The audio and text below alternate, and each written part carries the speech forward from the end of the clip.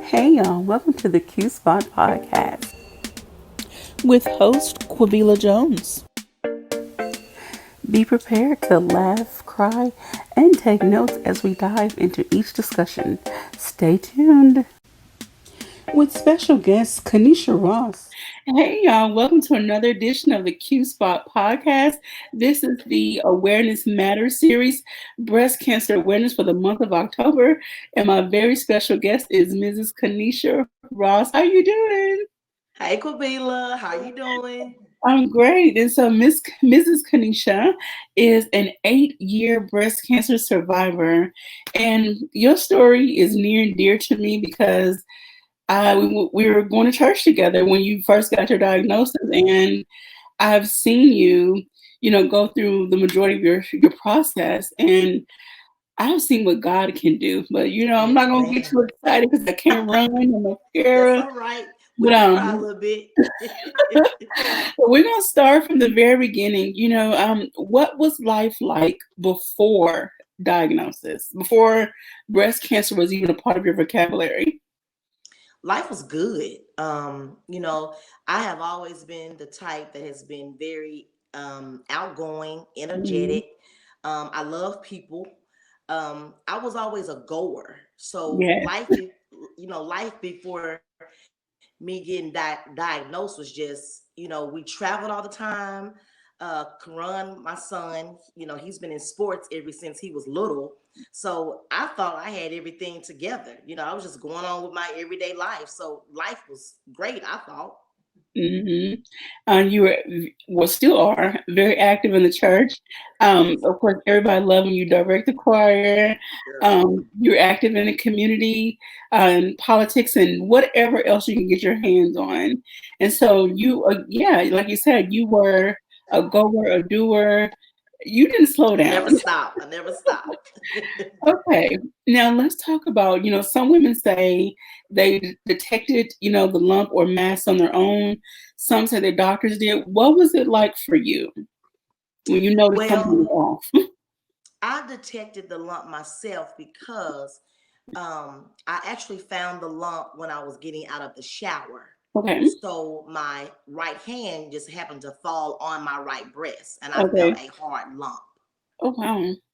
So that's how I, found out that I did have something that I needed to go get checked. So Okay. that was the lump that I found.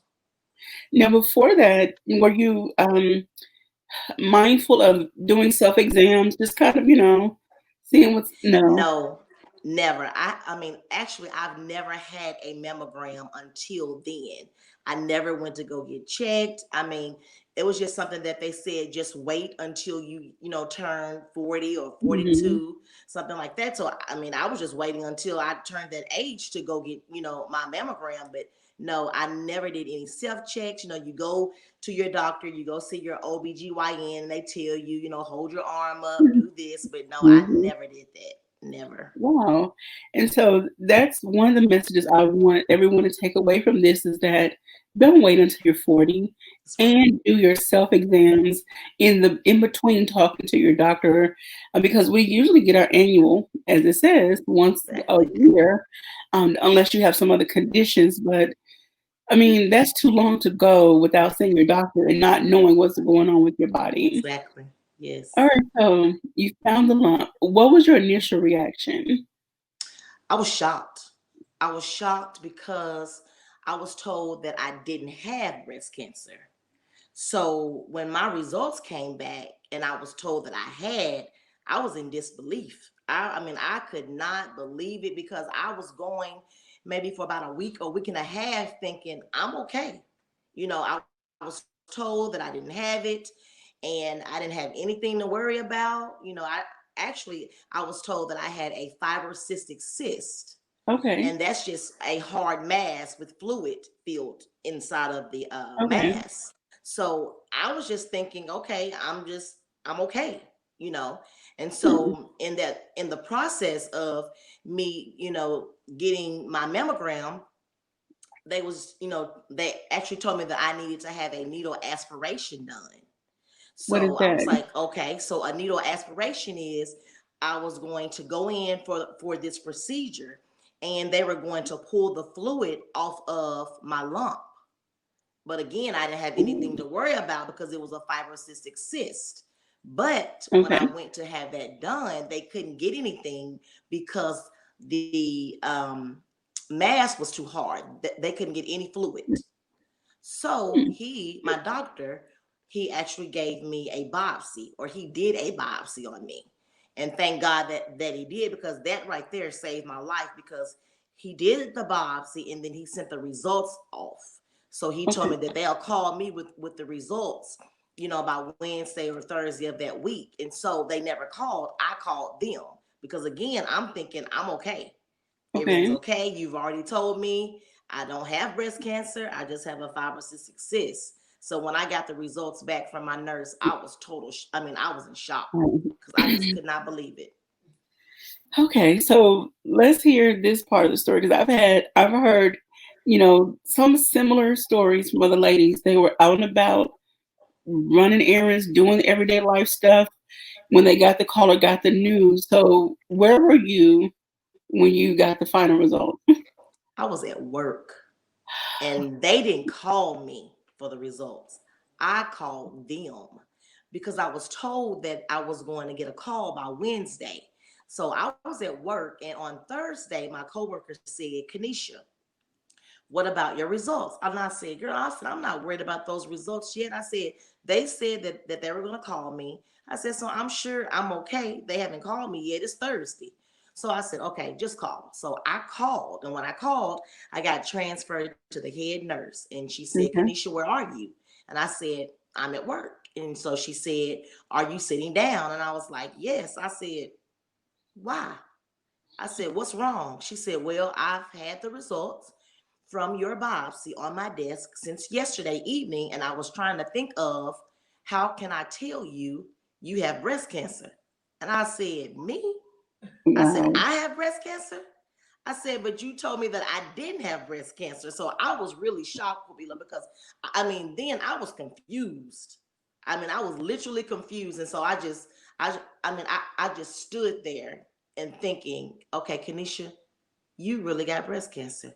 And so tears just started rolling down my face because I just couldn't believe it. I just could not believe it.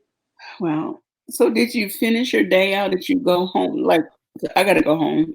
Well, after my tears started rolling down my face, I was still checking people in and out, at the Mhm. clinic. And so once I finished that, I said, okay, get yourself together, move yourself. And actually, when I did that, then I called my husband, and then I called my parents, and I called my best friend. And then we Okay. all met up at my parents' house. And of course we was upset, girl. We was crying, and we were just couldn't understand why me. And Well, we so gotta yeah, let people know. it was a shock.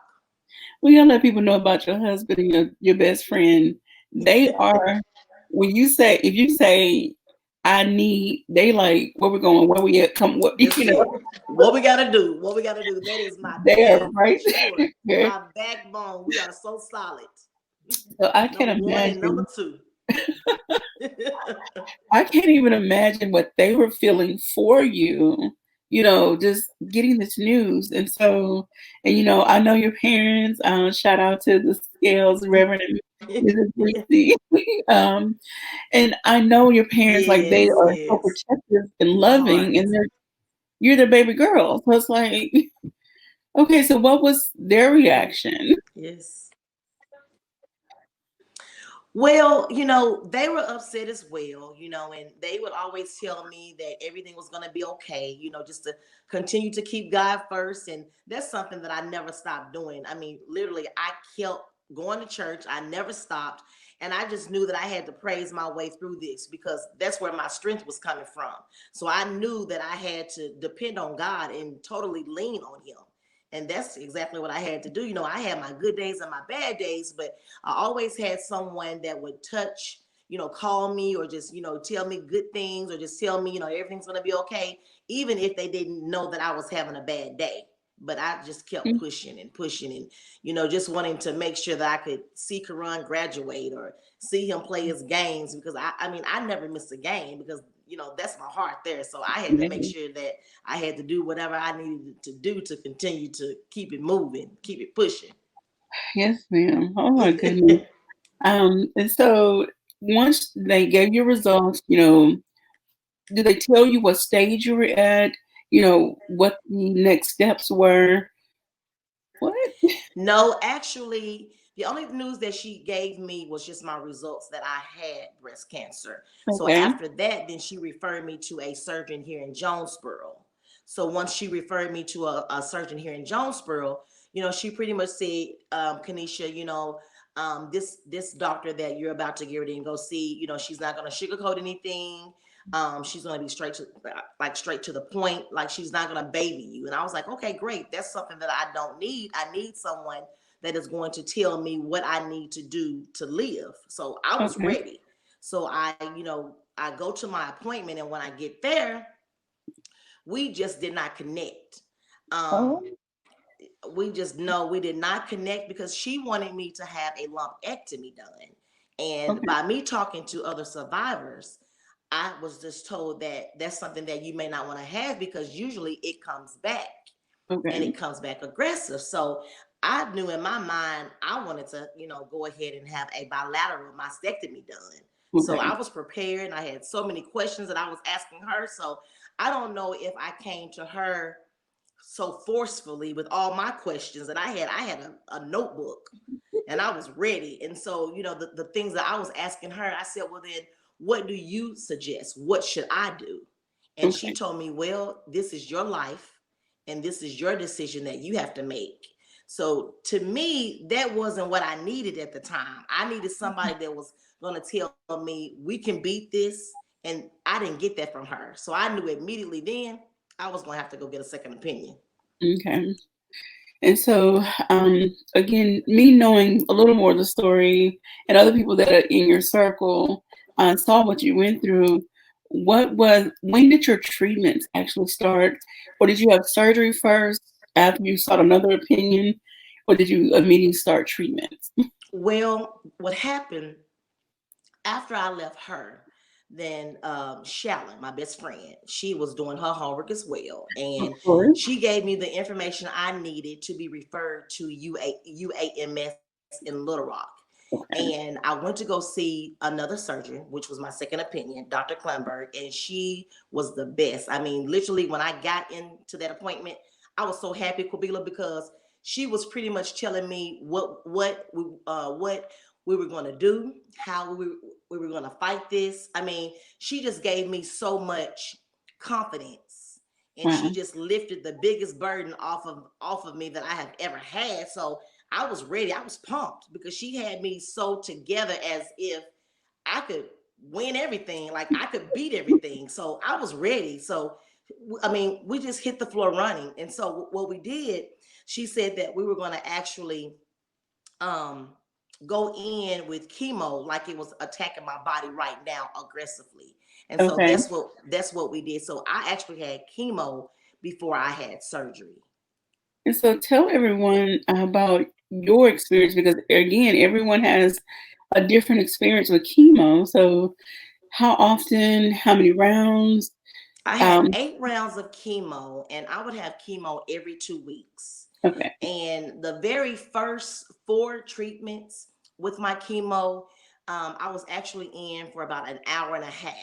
And then the Okay. last 4 of my chemo treatments, it was pretty much like 3.5 to 4 hours. It was Okay. more, yeah, it was more intense. But every time I would go in for a treatment, the very next day, I would have a infusion to give me energy, like I was getting Okay. steroids. So to me, chemo was rough on me, and I would stay tired, but I would always find the way to rest Okay. and to, keep myself motivated and just pretty much just kind of just relax. But I never stopped working. I worked all the way through Wow. me being diagnosed. And my last day at work was like 2 days before my surgery in August of Mhm. 2012. I worked Mhm. all the way up to the day of. And you still come to church, you still sing the choir, you still do what you Yep. do. I And went to my what, basketball games. I kept shopping. I mean, I just continue to try to keep living every single day, and just not changing. I mean, my hair came out, and of course I was sad there for a minute, but then I was like, okay, Kenisha, it's gonna be okay, because every time something happens, I had to make sure that I was going to be able to transition, because Okay. every day it was something different. So I just had Okay. to make sure that I could keep myself motivated. And then if I couldn't, I mean, it never felt, someone would always call me and just give me encouraging words and lift me up. And we got to insert, you have a gazillion family members. And so there was always somebody, um, Always. always. And your family has, made such an impact on this community in Jonesboro that even community members stepped up and stepped in. Um, Other survivors stepped up and stepped in and said, okay, this is what I experienced, may not be yours, but here's some tips to help you along the way. So Yes, you I was had, very, very blessed. One of my close friends, Patrick Bean, I love him to death. He actually, gave me a benefit program, and okay, he actually blessed me. I want to say that was the month of June of 2012. okay, So that was actually 2 months before my surgery, because I had my surgery in August. So okay. he gave me a benefit program at New St. John, and it was I a remember that. very, very nice program. It was, yes, I mean, it was very nice. It was something that I needed, and I was really, really happy with that.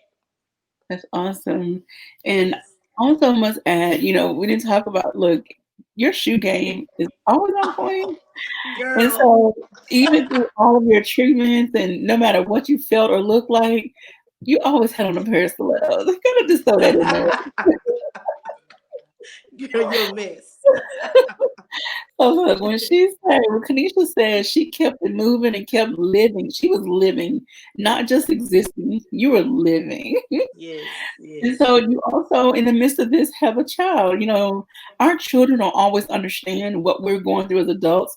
So tell us a little bit about the conversations and the interactions and what was Karan feeling?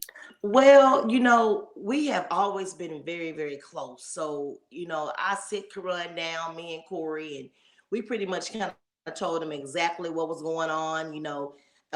At that time, I was thinking maybe I wouldn't be at his games or things like that, but we just made sure that he knew that life was going to go on for him as well. So we pretty much kind of, Corey went one way, and my other, Shallon and my parents and Deidre and everybody else in the family, we just pretty much said, okay, Corey, you take care of Karan, and everybody else had me. But actually, they all had me.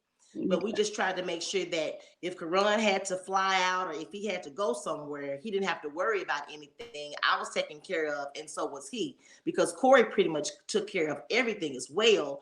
But Shallon would step in, my parents, Deidre, just anybody. I mean, even my friends, if I needed, transportation to an appointment out of town, I had several people. I mean, literally, I can't even start to name them, because if I name them, I don't want to Yeah, not name a certain person and someone get upset. But no, when I tell you that my family, my friends, my support team was magnificent, because they actually pulled together and did exactly and everything that I needed.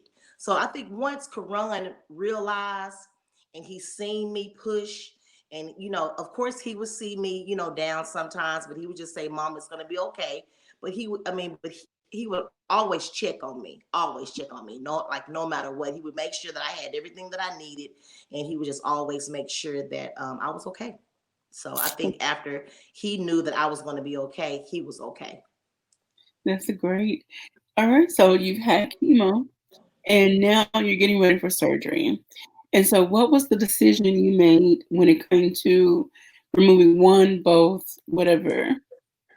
Well, when my results came back, I had a genetic test done.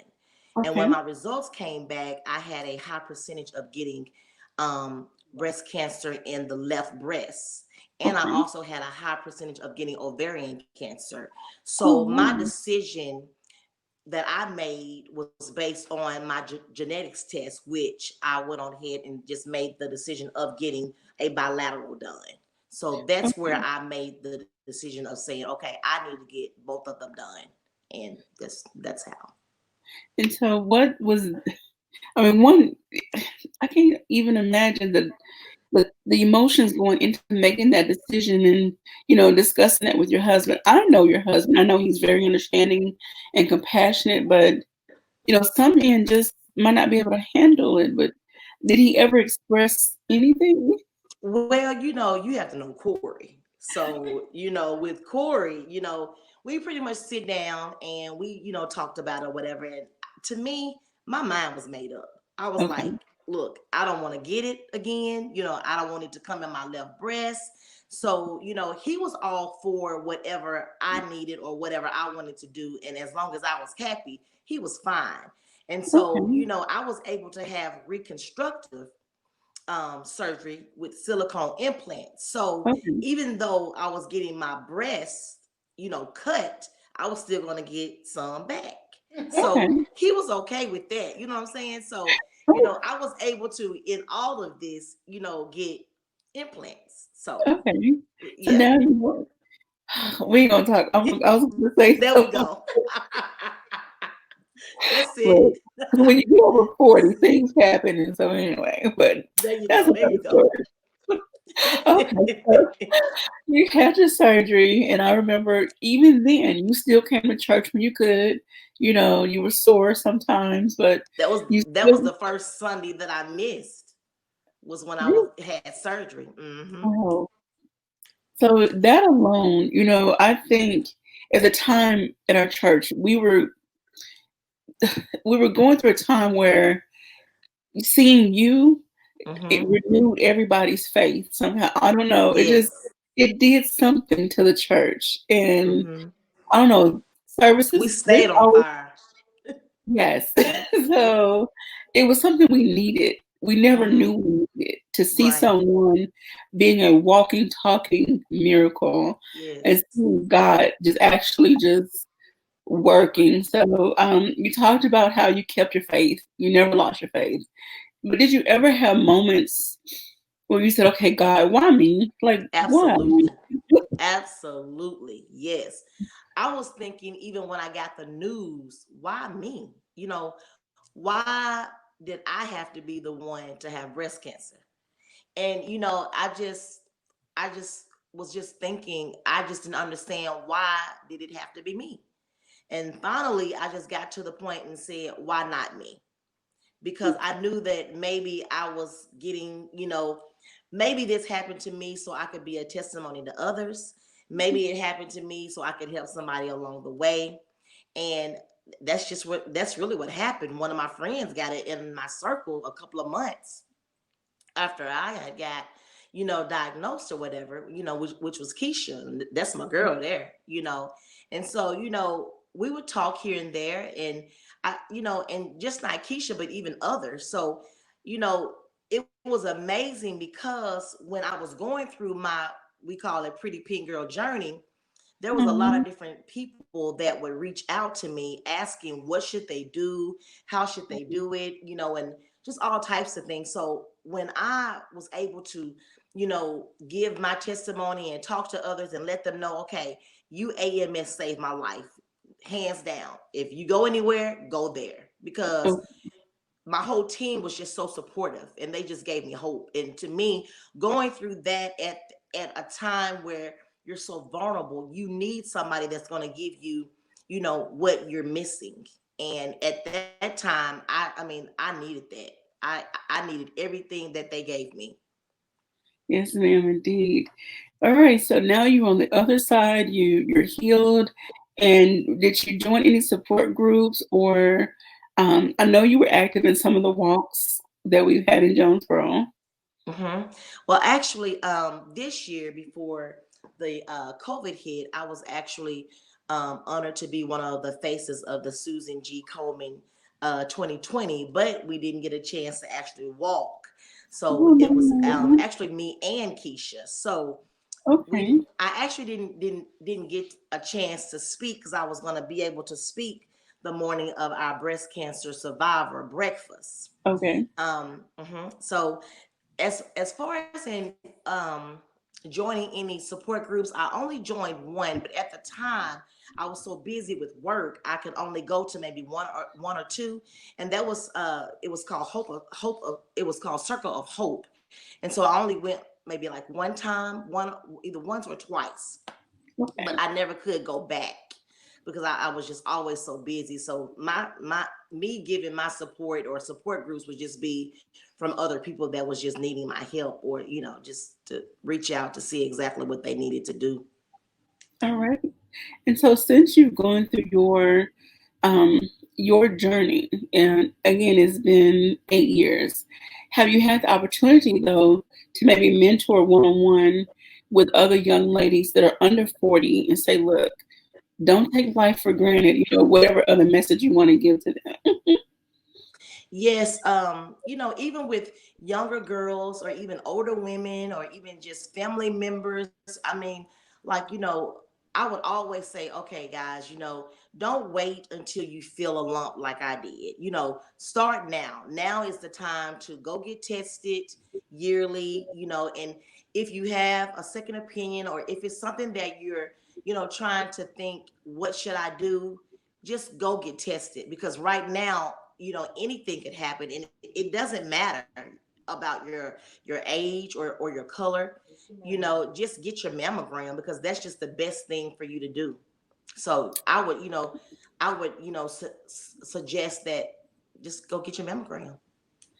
Yeah. And I've been challenged because I'm over 40 and I haven't Mm-hmm. had a mammogram yet. And I Oh, know, Kabila, I know. you better go get So one, I girl. need to do that. My birthday's coming up in 7 months. So I'm putting myself Good. to a challenge to get it done Good. by my birthday. So Yes.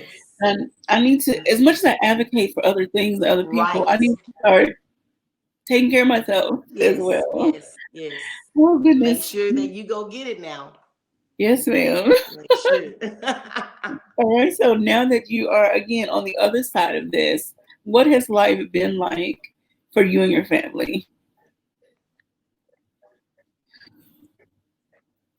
um, well, my life has always had meaning, but now it's it's a different meaning. Um, I'm just so thankful because I'm blessed. I'm just blessed by God's grace. Because if I didn't find that lump, I don't, I wouldn't be here today. So I just think that, of course, I know that everything happens for a reason, but I just thank God for me to have the opportunity to even go through this, to share my story with others. And I just feel like life is different, but life is better because now I know what God can do. God healed me. And that, I mean, it was nobody but God. Yes, I thank God for my surgeons, but God placed them to be where they needed to be to do what they needed to do to heal me. So I just thank God. I'm just highly favored, and I thank God. That's absolutely amazing. So, even though we're in the midst of a pandemic and nobody's really having large Woo. group meetings and things like that, what do you see yourself doing going forward when it comes to mentoring or advocating or just continue to raise awareness? Well, um, usually just like this here, if I'm asked to do anything or to speak on the breast cancer survivor or being a breast cancer survivor, I always try to make sure that I'm able to do that, because I do want to go forth and go forward of, telling young girls or even older women, my story or how it happened and what to do and what not to do. So I'm learning different things and new things every single day. So just, if anyone is needing me, I always try to be available, and I just try to make it work for whatever is needed, like that. And so, this coming up Friday, I have to I'm actually a speaker for one of the chapters of Alpha Kappa Alpha. So I'll be speaking Okay, to their group on Friday this afternoon. I'm sorry, Friday afternoon around, I think, 6 o'clock or six o okay. eight.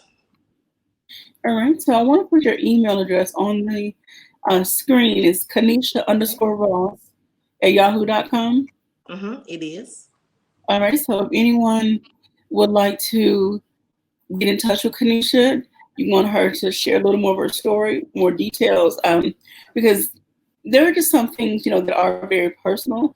And I mean, you're open to share whatever you want people to know, the good, the bad, the ugly. All Um, of it. so I do want to ask this, were there ever days though going through chemo, you were just absolutely sick, your body hurt, like just you didn't want to be talked to, touched, you don't want anybody to look at you? Yeah, sometimes I would have chemo and it was just drained every bit of, I mean, just all of my energy. It would just take me out. But something that happened too is my hands would start itching or my feet Mhm. would start itching. And so it would itch so bad sometimes it would burn, you know. Oh, And wow. so with that, my husband would just rub my feet and things like that. And so it would eventually stop, but other than that, throwing up, I never really threw up. But if I got the urge to, throw up, I would take something or I would eat a peppermint and it would, kind of simmer down. But I was never like sick to where I would continue to vomit and things Okay. like that. No. But if I was at work and after chemo and I would get tired, we had a break room where we had a couch. So I would go back there and take a nap, and then I would finish taking a nap and I'd come back to the front and work. And that's really awesome that you had such understanding and compassionate coworkers and or employer. They allowed you to take the breaks and time you needed that could that helped you get through your healing process. Yes. Everyone should be so blessed to have that type of environment. Wow, I can't thank you enough, for sharing your story. You have definitely been an inspiration to Thank me. you. Watching you go through your process, and Thank you. I really pray that other women that have watched you, take something from what you've gone through, what you've shown. Hmm. Um, Getting a cancer diagnosis doesn't have to be a death sentence. No, it You doesn't. can live. You You can. can live, You and you can can. Yes, ma'am. thrive. Yes, you can. You can thrive. You can Oh, survive. You can do it all. As long as you got that right team and that right support behind you, you can do it. You can do it. You can do it. Yep. so, in about a minute or two, can you give us some final, words of encouragement, inspiration, or just some you better do whatever, just whatever you want to say? Well, just like I said earlier, just don't wait till the last minute, to go get tested. If it's something that you're curious about, or if it's something that you want to get done, just go get it. Just go get it done.